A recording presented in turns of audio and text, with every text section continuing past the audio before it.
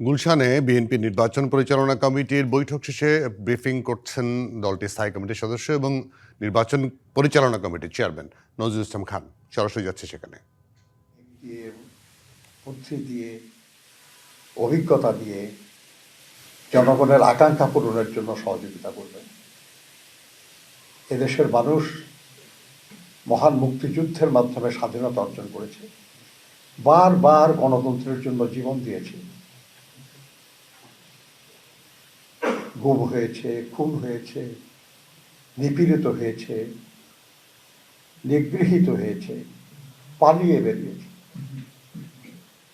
আজকে তাদের সবার সামনে একটা চমৎকার সম্ভাবনার সুযোগ এসেছে।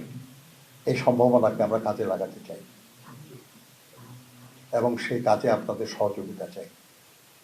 আপনাদেরকে অনেক ধন্যবাদ।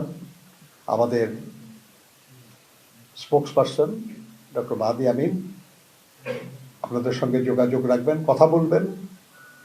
প্রায় প্রতিদিনই হয়তো আপনাদের সঙ্গে দেখা হবে, কথা হবে। আপনারা যে কোনো ব্যাপারে যোগাযোগের প্রয়োজন হলে তার সাথে আমাদের প্রধান সমন্বয়ক জনাব ইসমাইল জাবিউল্লাহর সঙ্গে এবং বিশেষ করে আমাদের যে সদস্য সচিব অ্যাডভোকেট রুহুল কবির রিজভীর সঙ্গে যোগাযোগ করবেন।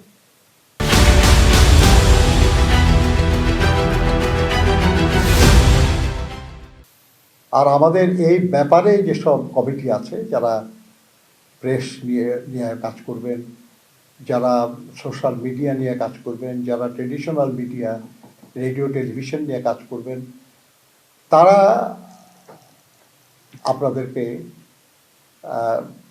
যোগাযোগ করবেন, তারা আপনাদের সাথে, আপনারা তাদেরকে সহযোগিতা করবেন, তারাও আপনাদেরকে তথ্য দিয়ে সহযোগিতা করবে।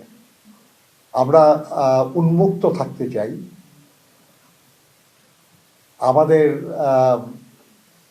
কথায় বা কাজে আমরা কিছু গোপন রাখতে চাই না। আমরা মনে করি যে জনগণ সব কিছু জেনে বুঝেই যদি ভালো মনে করে তাহলে আমাদের পছন্দ করবে, আমাদের সমর্থন করবে। আর সেভাবে যদি আমরা বিজয়ী হই তাহলেই শুধু আমরা জনগণের সহযোগিতা নিয়ে দায়িত্ব পালন করতে পারব।